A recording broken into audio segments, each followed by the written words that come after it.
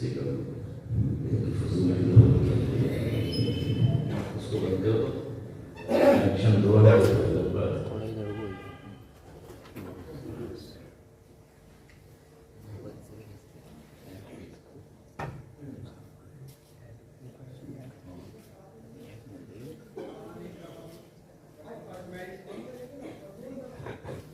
دن ہو گئے مجھے آئے ہوئے اس مسجد میں؟ ایک سال، 2 سال، 1.5 تو ہو گیا، تقریباً 2 سال۔ اچھی سے 2 سال ہو گئے، پتہ بھی نہیں چلا۔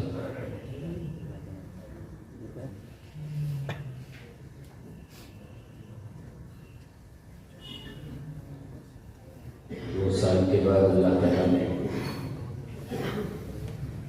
ایک بار پھر آپ کے بیچ اس میں مسجد میں ہم سب کو جمع فرمایا۔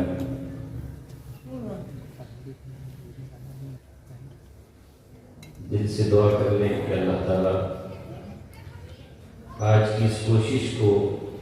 اور اس کاوش کو اور اس عمل کو ہمارے قبول فرمائے۔ ابھی مدینے میں آپ پہنچ گئے تھے تو اب ذرا سرکار مدینہ کی شان میں، ان کی خدمت میں درود پاک کا نذرانہ بھی پیش کر دیجیے۔ اللهم صل على محمد وعلى آل محمد كما صليت على إبراهيم وعلى آل إبراهيم إنك حميد مجيد۔ يا رب صل وسلم دائما أبدا على حبيبك خير الخلق كلهم۔ الحمد لله نحمده ونستعينه ونستغفره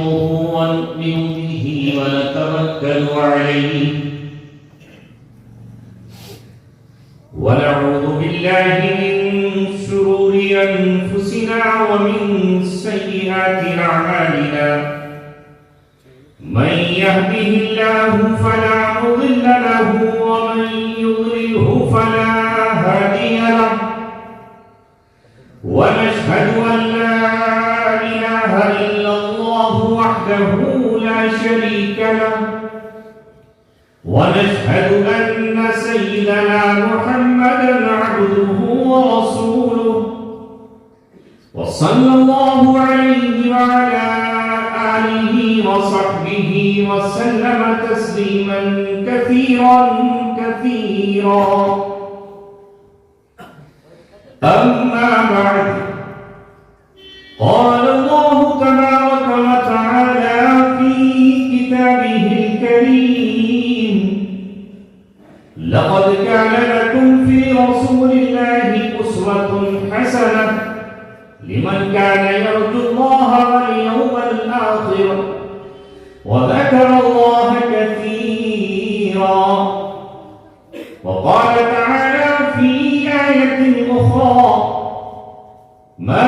آتاكم الرسول فخذوه وما نهاكم عنه فانتهوا۔ قال رسول الله صلى الله عليه وسلم: لا يؤمن أحدكم حتى يكون هواه تبعا لما جئت به، أو كما قال رسولنا ونبينا وحبيبنا محمد صلى الله عليه وسلم: صدق الله مولانا العلي العظيم وصدق رسوله النبي الكريم۔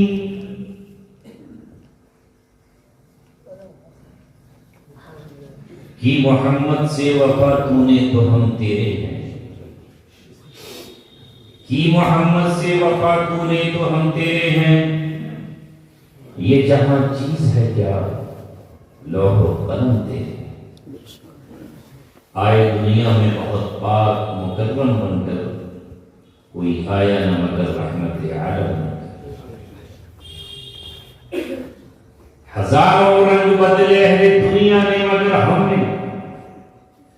ہزاروں رنگ بدلے اہل دنیا نے مگر ہم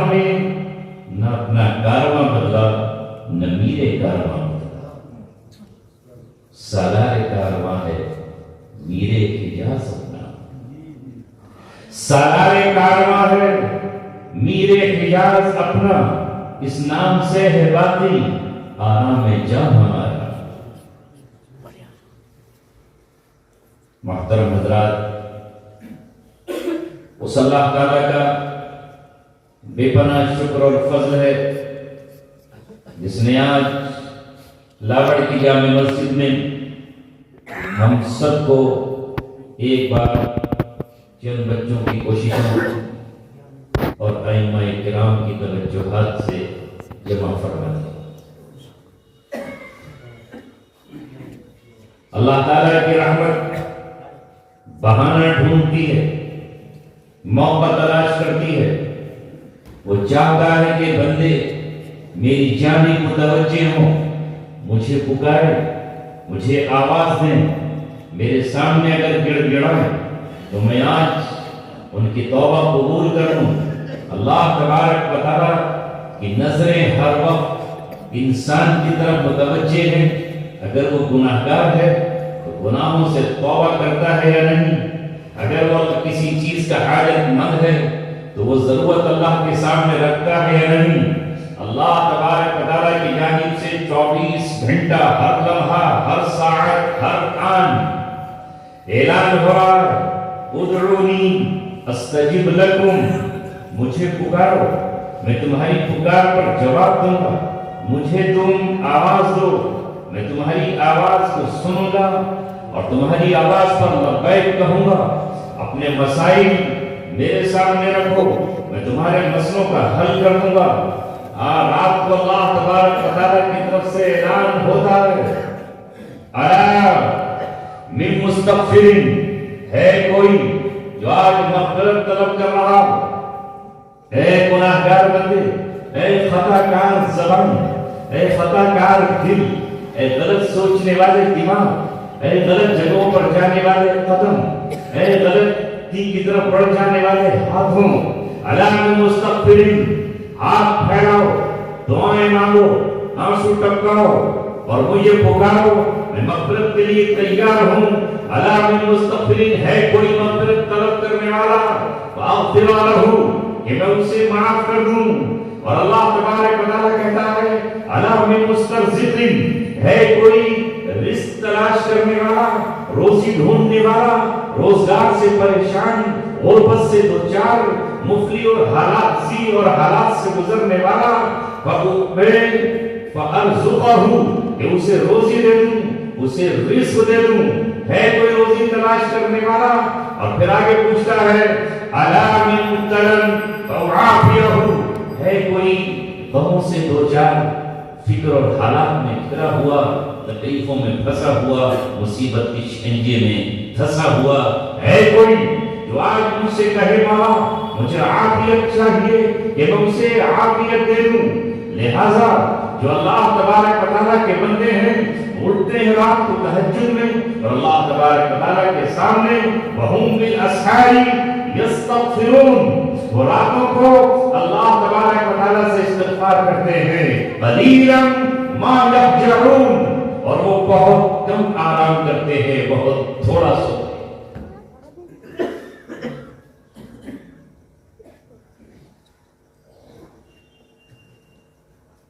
اور وہ کون ہے؟ یبیتون لربہم سجدا وقیاما، وہ راتوں کو اب اس طرح رات گزارتے ہیں کہ کبھی رکوع میں ہیں اور کبھی سجدے میں ہیں۔ یہی شان اللہ تبارک و تعالیٰ نے محمد رسول اللہ کے ساتھیوں کی بیان فرمائی۔ میں اس سے پہلے آیا تھا تو عظمت صحابہ پر، جلالت صحابہ پر، شان صحابہ پر، مقام صحابہ پر میں نے گفتگو کی تھی کہ صحابیت کا مقام کیا ہے اور آگے بیعت کا درجہ کیا ہے، اس پر گفتگو ہوئی تھی میری۔ مجھے آج بھی وہ سما یاد ہے، وہ وقت یاد ہے، اللہ تبارک و تعالیٰ نے آپ کے بیچ کہنے کا موقع دیا تھا۔ مگر آج کا عنوان ہے معاشرہ تباہی و بربادی کی طرف جا رہا ہے، معاشرہ خرابی کی طرف جا رہا ہے، تو آج کا عنوان بدلا ہوا ہے، مگر اسی مناسبت سے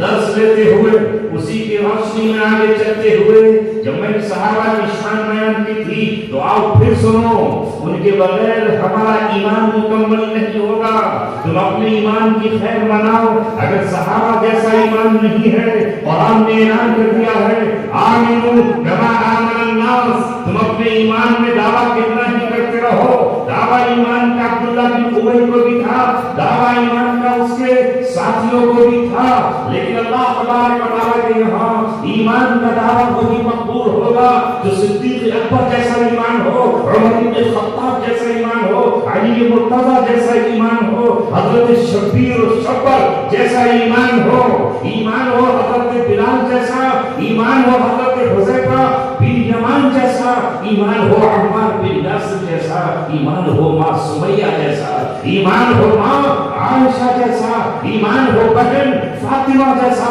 ایمان ہو ماں حضرت حفصہ جیسا، ایمان ہو عثمان ذی النورین جیسا، ایمان ہو امیر معاویہ رضی اللہ تعالی جیسا۔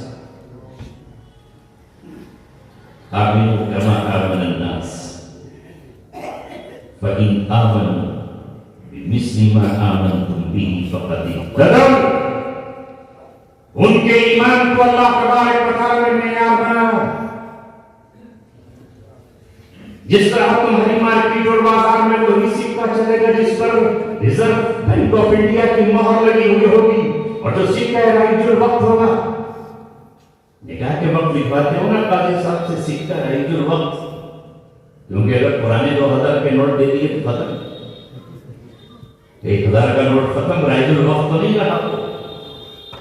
اب تو بھینس کے کھانے کا چارہ بن گیا، بوریوں میں نوٹ ملے نہیں لوگوں کو۔ سکہ رائج الوقت ایمان، سکہ رائج الوقت ہے صحابہ کا۔ اللہ نے پچھلی قوموں کو جو اپنے ایمان کی دعوے داری اور ٹھیکیداری پر فخر و ناز کر رہے تھے، یہود اور نصارہ، جو یہ کہہ رہے تھے کہ ہمارا بھی ایمان اللہ کی کتاب پر ہے، تورات پر، ہمارا بھی ایمان رسولوں پر ہے، ہمارا بھی ایمان آخرت پر ہے، ہمارا بھی ایمان جنت پر ہے، ہمارا بھی ایمان داؤد علیہ السلام پر ہے، ہمارا بھی ایمان سلیمان علیہ السلام پر ہے۔ اللہ نے کہا فَإِنْ آمَنُوا بِمِثْلِ مَا آمَنْتُمْ بِهِ، اگر یہ ایمان لاتے ہیں صحابہ تمہارے جیسا فَقَدْ اهْتَدَوْا، تو یہ ہدایت پر ہے، اور اگر اس جیسا ایمان نہیں لے کر آتے تو پھر یہ ہدایت پر نہیں ہے۔ فَإِنْ تَوَلَّوْا فَإِنَّهُمْ فِي شِقَاقٍ، اور اگر یہ اس سے رخ پھیر لیتے ہیں تو پھر یہ الگ تھلگ ہے، الگ ان کی جماعت ہے، ان کی الگ ایک ٹکڑا ہے، یہ دشمنی میں پڑے ہوئے ہیں۔ فَسَيَكْفِيكَهُمُ اللَّهُ، پھر اللہ تبارک و تعالی نے کافی ان صحابہ کا ذکر اس لیے کر رہا ہوں کہ ان کے بغیر تو کچھ ہے ہی نہیں، اس لیے اپنے ایمان کی بھی خیر منانی ہے اور اعمال کی بھی۔ اللہ نے ان کی شان کو بیان کرتے ہوئے کہا محمد رسول اللہ، محمد اللہ کے رسول ہیں، کوئی انہیں مانے یا نہ مانے، کوئی ان کا کلمہ پڑھے یا نہ پڑھے، محمد اللہ کے رسول ہیں، کوئی ان کی بغاوت پر کتنا ہی اتارو ہو جائے، محمد اللہ کے رسول ہیں۔ والذین معہ اشداء علی الکفار رحماء بینہم، جو ان کے ساتھ لوگ ہیں وہ آپس میں نہایت رحیم ہیں، اور اللہ کے باغیوں پر، اللہ کے دشمنوں پر، اللہ کے منکروں پر نہایت شدید اور سخت ہیں۔ تراہم رکعا سجدا یبتغون فضلا من اللہ ورضوانا، یہاں عباد الرحمن جو رحمان کے بندے ہیں ان کو کہا یبیتون لربہم سجدا وقیاما، وہ سجدہ کرتے ہوئے رات گزارتے ہیں، رکوع کرتے ہوئے رات گزارتے ہیں۔ وہ صحابہ کے بارے میں کہا تراہم رکعا سجدا یبتغون فضلا من اللہ ورضوانا، انہیں تو رات کو دیکھے گا تو کوئی رکوع میں ہے اور سبحان ربی العظیم کی صدا لگا رہا ہے، اور کوئی سجدے میں ہے اور سبحان ربی الاعلی کی رٹ لگائے ہوئے ہے، ناک زمین پر ٹکی ہے، پیشانی زمین پر رکھی ہوئی ہے، گھٹنے زمین پر ٹکے ہوئے ہیں، ہاتھ زمین پر پھیلے ہوئے ہیں، اور زبان پر صدا ہے سبحان ربی الاعلی، میرا رب سب سے اعلیٰ ہے، وہ پاک اور پاکیزہ ہے، عیب سے منزہ ہے، اس کے کوئی اولاد نہیں ہے، اس کے کوئی بیوی نہیں ہے، وہ ہر چیز سے پاک ہے، وہ وراء اللہ ثم وراء الورا ہے، یہ ان کی شان ہے۔ کبھی رکوع میں کبھی سجدے میں، سیماہم فی وجوہہم من اثر السجود، سجدوں کے نشانات آثار سجدہ ان کی پیشانیوں میں چمک رہے ہیں اور دمک رہے ہیں۔ ان کی مثال تورات میں بھی ہے اور انجیل میں بھی بیان کی ہے۔ آج کا عنوان چونکہ اصلاح معاشرہ ہے، جن کو ہم صحابہ کہہ رہے ہیں، جنہیں ہم صحابی کہہ کر پکار رہے ہیں، جن کے عظمت کے ڈنکے ہم بجا رہے ہیں، اور جن کے نقش قدم پر چل کر ہم جنت کی وادیوں کی راہ اختیار کر رہے ہیں، جن کی راہ کامیابی کی راہ ہے، جن کو ہدایت کا تمغہ دے دیا گیا، جن سے رضامندی کا اعلان اور رضامندی کا پروانہ ان کے تھما دیا گیا، وہ صحابہ ابتداً قرآن کے نزول سے پہلے کیا تھے؟ تاریخ سے پوچھئے، عرب کے سرزمین سے پوچھئے، عرب کے زروں سے پوچھئے، وادی احد سے پوچھ لیجئے، آپ اس مکے سے پوچھ لیجئے کہ قرآن کے نزول سے پہلے اور محمد صلی اللہ علیہ وسلم کی بعثت سے پہلے ان کی زندگی کیا تھی؟ ان کی زندگی دیکھ کر جانور شرما جایا کرتے تھے، ان کے حالات دیکھ کر شیطان مسکرایا کرتا تھا کہ آج یہ بے گزرا انسان ہے۔ ان کا عالم یہ تھا کہ وہ کوئی اپنی ماں کا وارث بن جاتا اپنے باپ کے انتقال کے بعد، اور کوئی اپنی بیٹی کو زمین میں زندہ دفن کرتا اور کدال لے کر اپنی بیٹی کو زمین میں گاڑ کر مسکراتا ہوا اپنے گھر چوپالوں پر بیٹھا، اور چوپال پر بیٹھ کر ٹھیکیداروں سے لوگوں سے یہ کہتا کہ آج میں اپنی سنتان کو، اپنی اولاد کو، اپنی بیٹی کو زمین میں زندہ دفن کرایا۔ آج تو ابھی اتنی جرأت معاشرے میں کوئی نہیں کرے گا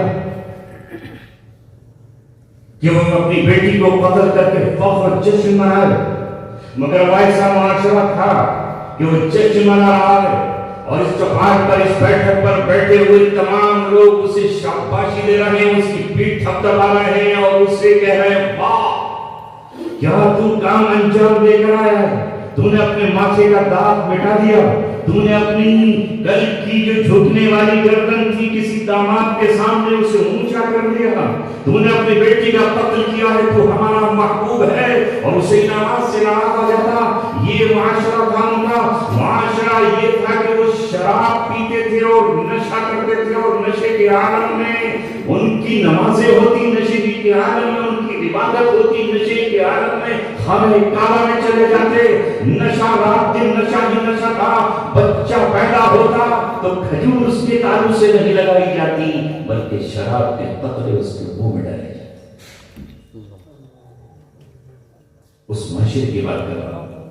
کیونکہ آج عنوان ہے معاشرہ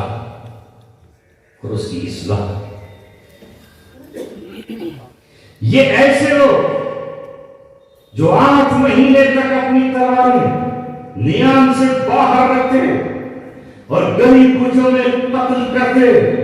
سامنے والے دشمن کو قتل کر کے جشن مناتے، اس کے خون میں اپنے ہاتھ ڈال کر ناچتے اور تھرکتے، یہاں تک کہ سامنے والے دشمن کا خون اپنے چلو میں لے کر پی جاتے اور اپنے آپ کو خونی اور صفاق کہتے۔ اگر ان کا باپ کا قتل کر دیا جاتا تو نسل بعد نسل قتل کرتے چلے جاتے، بوڑھوں کو قتل کرتے تھے، بچوں کو قتل کرتے تھے، ماں کو قتل کرتے تھے، بیماروں کو قتل کرتے تھے، خیموں کو تلاش کرتے تھے، آبادیوں کو گھوڑوں کی ٹانپوں سے باندھ ڈالتے، فصلوں کو جلا ڈالتے، اونٹوں کی گردنیں کاٹ دیتے، گھوڑوں کو کاٹ کر کے ان کے خون میں نہا لیتے۔ یہ ان کی صفاقیت کا عالم تھا، اور ان کا عالم یہ تھا بے حیائی کا، ننگے بدن خانہ کعبہ کا طواف کرتے، اللہ کا گھر، توحید کا مرکز، تجلیات کا مرکز، رحمت الہی کا مرکز، روئے زمین کا سب سے پہلا گھر جس کا طواف حضرت آدم نے جبرائیل علیہ السلام کے ساتھ کیا، اللہ کی روئے زمین پر آفیٹی، مگر ان کی بے حیائی کا عالم یہ تھا کہ وہاں عورتیں اور مرد ننگے بدن سفر پڑنا خانہ کعبہ کا طواف ہو رہا ہے۔ یہ حل تھا ان کی بے حیائی کا۔ اگر اس منظر کشی کو آپ کے سامنے رکھوں تو آپ دانتوں کریں کیوں نہیں کرنا چاہیے۔ سودی لین دین کوئی رکاوٹ نہیں، غریب کی مجبوری سے فائدہ اٹھانا، سود پر سود، پیسوں پر پیسہ، خاندانی نظام، قبیلے والا، یہ قبیلہ اس کا ساتھی وہ اس کا، حق نام کی چیز نہیں۔ ان کی اصلاح کہ وہ اس مقام پر پہنچے کہ آسمان سے ان کو سلامی پیش کی رضی اللہ عنہم ورضوا عنہ، اللہ ان سے راضی ہوا، یہ اللہ سے راضی ہوئے، یہ رضامندی کا پروانہ انہیں آسمانوں سے مل گیا۔ محمد رسول اللہ نے کسی کے بارے میں کہا یہ جنتی ہے، کوئی آ رہا ہے مسجد میں کہا تم ایک ایسے شخص کو دیکھو گے جو جنتی ہے، کچھ کو آپ نے ایک ہی مجلس میں کہہ دیا، یہ 10 لوگ ہیں جنہیں کہا ابوبکر فی الجنہ، عثمان فی الجنہ، عمر فی الجنہ، علی فی الجنہ، طلحہ فی الجنہ، فلاں جنتی ہیں، کسی کو دنیا ہی میں جنت کی بشارتیں دے دی گئی، اور ان سے پھر اللہ تبارک و تعالیٰ نے وعدہ کیا تم جدھر نکل جاؤ گے کامیابی تمہارا مقدر ہوگی، اگر پہاڑوں کی طرف اشارہ کرو گے تمہاری انگلی سے ٹکڑے ٹکڑے ہو جائے گا اور پھٹ جائے گا، اگر سمندر پر اپنا گھوڑا ڈال دو گے تو وہ گھوڑا مصر کشتی کے چلتا ہوا دریا کے اس کنارے پار ہو جائے گا، تو اگر ایران کی طرف رخ کرو گے تو ایران دکھ کر تمہاری جھولی میں آ جائے گا، اگر روم کے شہر قسطنطنیہ کی طرف جاؤ گے تو وہ شہر بھی تمہارے ہاتھوں میں ہوگا اور تمہارے قبضے میں ہوگا، فتح تمہارا مقدر ہے، اور اللہ نے ان سے کہا وَإِنَّ جُنْدَنَا لَهُمُ الْغَالِبُونَ، اور ہمارا لشکر غالب ہونے والا ہے۔ آج آپ کو سمجھانا یہ ہے کہ ہم چاروں طرف رو رہے ہیں، ہر طرف ہاکار، جو درد مند دل ہے ان کی آنکھ میں آنسو ہیں، جو فکر مند قلب ہیں وہ کانپ رہے ہیں، اور خون جگر سے ہماری آنکھیں لال ہیں، کبھی سجدے میں روتے ہیں تو کبھی اللہ سے فریاد کرتے ہیں مولا یہ کیا ہو گیا ہمارے نوجوانوں کو، یہ کس کی نظر لگی ہے، یہ کس کافر ادا کی نظر ہے ان پر جو پڑی ہے کہ آج ہمارا نوجوان اپنے معاشرے کو تباہ و برباد کیے ہوئے ہے۔ جس کا بیٹا اس سے چھین جائے وہ کیوں نہ روئے، جس کا بھائی اس سے جدا ہو جائے وہ کیوں نہ روئے، جس کی بہنیں اپنا نقاب اتار کر اپنے پیروں کے نیچے مسل ڈالیں اور بے حیائی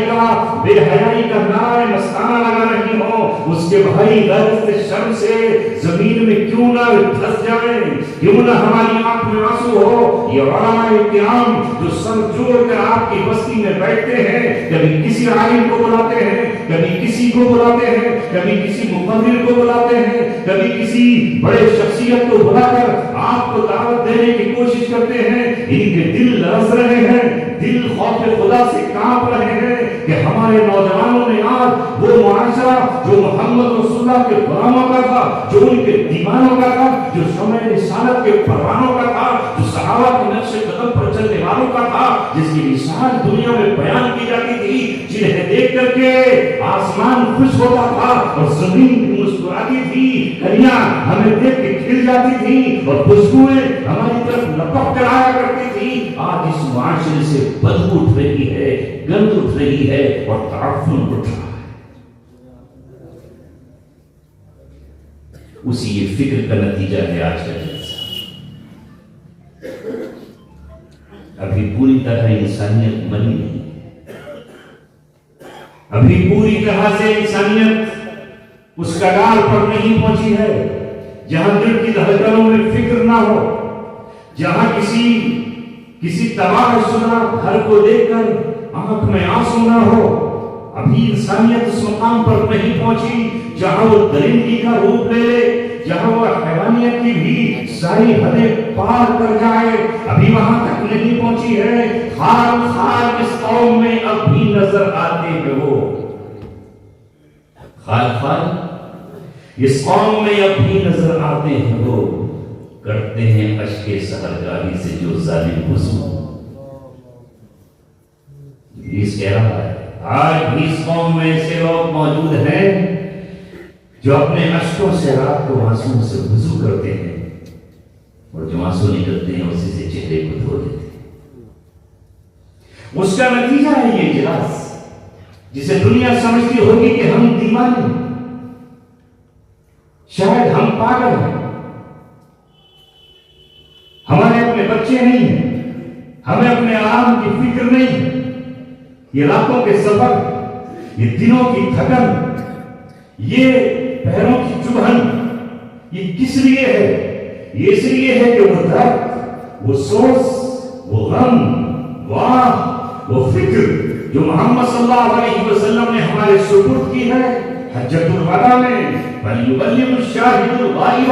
تم میں جو یہاں موجود ہے وہ غائب تک میری دعوت کو پہنچائے، میرا پیغام پہنچا دے. وہ گلی گلی جائے، دروازوں پر پہنچے. میں نے لوگوں کی کنڈیاں کھٹکھٹائی ہیں، میں نے بازاروں میں لوگوں کو آواز دی ہے، میں نے میلوں میں پکارا ہے، میں نے دکانوں پر جا کر دستک دی ہے، میں نے طائف کی گلیوں میں بڑے سربراہوں اور چودھریوں سے جا کر گفتگو کی ہے، اور جس کے نتیجے میں میرے جسم پر پتھروں کی بارش ہوئی ہے، پیر خون سے لال ہو گئے ہیں، اور مجھ جیسا طاقتور نبی جیسا طاقتور شخص زمین پر بے ہوش ہو کر گر گیا ہے. وہ فکر ہمیں وراثت میں ملی ہے، وہ فکر ہمیں اللہ نے امانت کے طور پر دی ہے، اسی کو لے لے کر قریا اور بستی بستی گھوم رہے ہیں، چاہے وہ آپ کی بستی نامڑ ہو یا کل دے کر دور یا اس کے علاوہ کوئی اور سفر ہو. میں صرف آپ سے یہ کہہ رہا ہوں کہ وہ صحابہ جو اس اونچے مقام تک پہنچے، کس چیز نے ان کی اصلاح؟ قرآن، ذات رسول نے. ایک تو شخصیت ہے قرآن میں، وہ شخصیت ہے رسول اللہ، اور دوسری کتاب ہے اللہ کی قرآن. یہ دونوں چیزیں تو ہیں. قرآن آسمان سے اترا، اسے پڑھ کر نبی پاک صلی اللہ علیہ وسلم نے سنا اور ان سے کہا یہ اللہ رب العزت کی کتاب ہے، اب اپنی زندگیوں کو اس کتاب کے سانچے میں ڈھال لو، اور میں روئے زمین پر چلتا پھرتا قرآن ہوں، اپنی زندگیوں کو میرے سانچے میں ڈھال لو. قُلْ إِن كُنتُمْ تُحِبُّونَ اللَّهَ فَاتَّبِعُونِي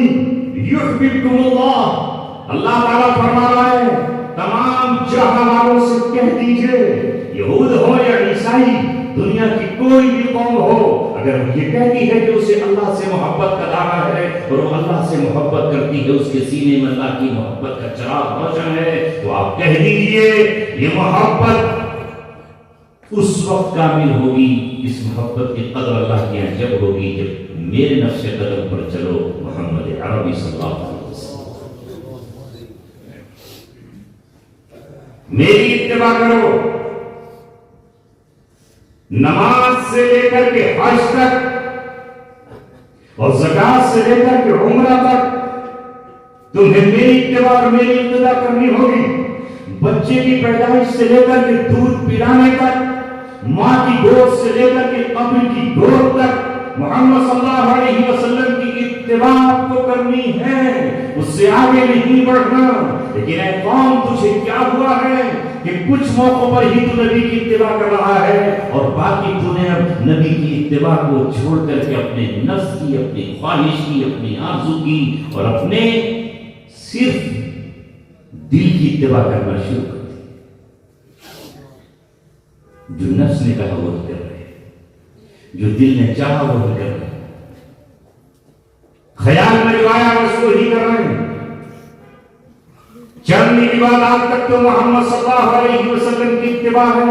اس کے علاوہ اتباع محمد صلی اللہ علیہ وسلم کی نہیں. اور دعویٰ یہ ہے کہ ہم بھی آج کے اس دور میں محمد رسول اللہ کے سچے اور پکے غلام، ان کے دیوانے اور ان کے چاہنے والے ہیں. معاف کیجیے گا، یہ محض زبانی دعوے ہیں، یہ جھوٹی باتیں ہیں، یہ محض فریب ہے اپنے آپ کو اور دنیا کو. محمد رسول اللہ سے محبت کرنے والا ان کی اطاعت کرے گا، ان کے نقش قدم پر چلے گا. وہ اس کی خوشی کی محفل ہو تو محمد رسول اللہ کی محفل جیسی ہوگی، اگر وہ غم کی مجلس ہو تو محمد رسول اللہ کی غم کی جیسی مجلس ہوگی جس طرح نماز میں وہ آپ کی ابتدا کرتا ہے. محمد رسول اللہ نے ایک صحابی کو تو جلدی نماز پڑھتے ہوئے دیکھا تو اس سے یہ کہا صلی کما رأیتمونی اصلی. پہلے میں تجھے بتاتا ہوں, میں نے اس سے کہا صلی فإنک لم تصلی, نماز پڑھ, تو نے نماز نہیں پڑھی. نماز تو اس نے پڑھ لی تھی, 3 مرتبہ اس نے پڑھی, اور 3 مرتبہ آپ نے کہا صلی فإنک لم تصلی, پڑھ, تو نے نہیں پڑھی. اس نے کہا علمنی یا رسول اللہ, اب مجھے اس سے آگے نہیں آتا, مجھے سکھا دیجیے. تو آپ صلی اللہ علیہ وسلم نے اسے وضو کا طریقہ سکھایا, اطمینان سے وضو ایسے کر. پھر کھڑے ہو کر نماز سکھائی. وہ جلدی نماز پڑھ رہا تھا, رکوع جلدی کیا اس نے, قرات جلدی کی اس نے, سجدہ جلدی کیا, قوما جلدی کیا. آپ نے اسے ٹھہر کر نماز پڑھانے کے بعد, سکھانے کے بعد کہا صلی کما رأیتمونی اصلی, اس طرح نماز پڑھ جس طرح تو نے مجھے نماز پڑھتے ہوئے دیکھا ہے. لہذا پوری امت اسی طرح نماز ادا کر رہی ہے. مگر مجھے بتاؤ تو صحیح کہ محض رسول اللہ صلی اللہ علیہ وسلم مسجد کی 4 دیواری تک ہماری امامت کے لیے بھیجے گئے, یا ہماری زندگی کے تمام شعبوں میں وہ امام ہے. آپ نے جس طرح کھانا کھایا ہے اسی طرح ہمیں کھانا ہے. جو چیز آپ نے حرام کی ہے وہ قیامت تک حلال ہے, اور جسے آپ نے حرام کہہ دیا ہے وہ قیامت تک حرام ہے. جواب تو مجھے اپنے بچوں سے پوچھ کر, جواب تو مجھے اپنے نوجوانوں سے پوچھ کر. جب 1400 برس پہلے محمد صلی اللہ علیہ وسلم نے یہ کہہ دیا حرمت علیکم المیتۃ والدم ولحم الخنزیر, کہ تم پر حرام کر دیا گیا ہے خنزیر کا گوشت, تم پر حرام کر دیا گیا ہے بہتا ہوا خون, تم پر حرام کر دیا گیا ہے مردار. تو ایک مسلمان کا عقیدہ یہ ہے کہ وہ نہ خون پی سکتا ہے, نہ خون پلا سکتا ہے, نہ خون کو وہ خون کر کے کھا سکتا ہے. اس کے نزدیک حرام ہے. وہ بھوک سے مر جائے گا, درختوں کے پتے چڑھا لے گا, وہ بھوک سے تڑپ اٹھے گا, وہ گھاس کھا لے گا, وہ اپنے پیٹ پر پتھر باندھ لے گا, وہ مر جائے گا بھوک سے, مگر مرتد نہیں کھائے گا اس لیے کہ حرام ہے. مگر یہاں تک تو تمہارا عقیدہ صحیح ہے, تمہارا عمل صحیح ہے, تمہاری استقامت صحیح ہے. لیکن بتاؤ تو صحیح, جب اللہ نے یہ کہا ہے انما الخمر والمیسر والانصاب والازلام رجس من عمل الشیطان, یہ شراب, یہ جوا کھیلنے والے جتنے سسٹمز ہیں اور یہ بت, یہ سب کے سب گندگی ہے, ناپاکی ہے, شیطان کی ایجاد ہے. فاجتنبوہ, ان سے بچ جاؤ. لعلکم تفلحون, تاکہ تم کامیاب ہو جاؤ. امید یہ ہے کہ تم کامیاب ہو جاؤ. تو اس قرآن پر ایمان لانے والا